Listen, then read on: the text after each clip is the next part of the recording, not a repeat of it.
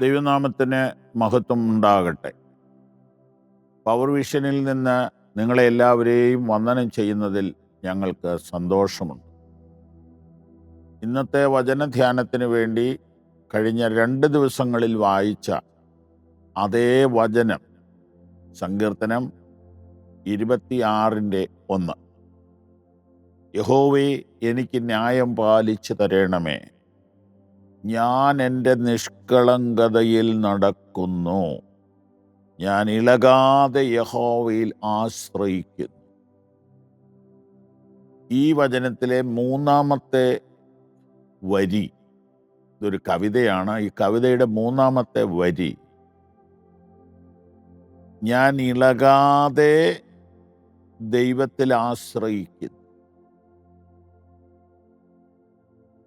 ദൈവത്തിൽ ആശ്രയിക്കാത്ത ഒരു മനുഷ്യരെയും ഞാൻ കണ്ടിട്ടില്ല. അവർ വേണമെങ്കിൽ വീമ്പടിക്കും ദൈവമില്ലെന്ന്. പക്ഷെ രഹസ്യത്തിൽ അവർ ഭാര്യയെ ക്ഷേത്രത്തിൽ കൊണ്ട് വിടും, കുഞ്ഞുങ്ങളെ പുണ്യസ്ഥലത്ത് വിടും. തൽക്കാലം വോട്ട് കിട്ടാൻ വേണ്ടിയോ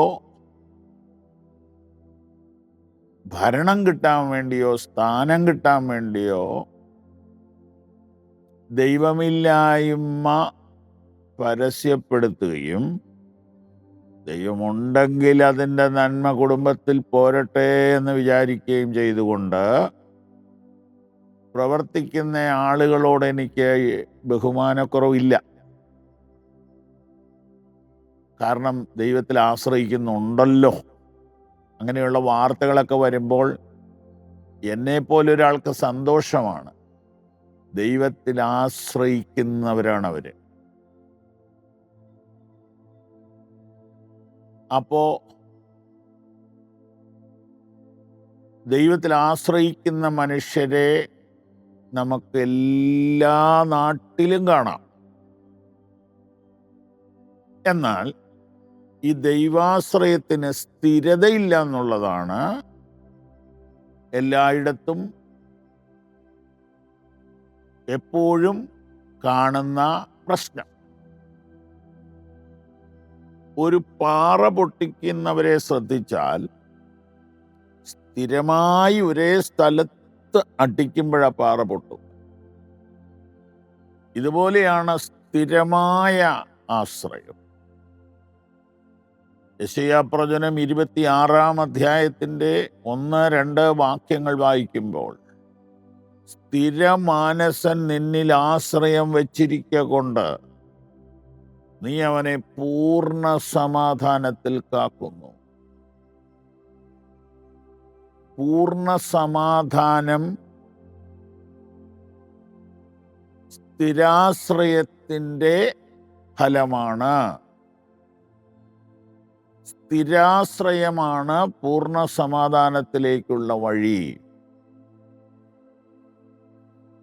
വല്ലപ്പോഴും ആശ്രയിക്കുക, എമർജൻസി വരുമ്പോൾ ആശ്രയിക്കുക, കൊറോണ വരുമ്പോൾ ആശ്രയിക്കുക, യുദ്ധം വരുമ്പോൾ ആശ്രയിക്കുക, ഓപ്പറേഷൻ തിയേറ്ററിലേക്ക് കയറുമ്പോൾ ആശ്രയിക്കുക,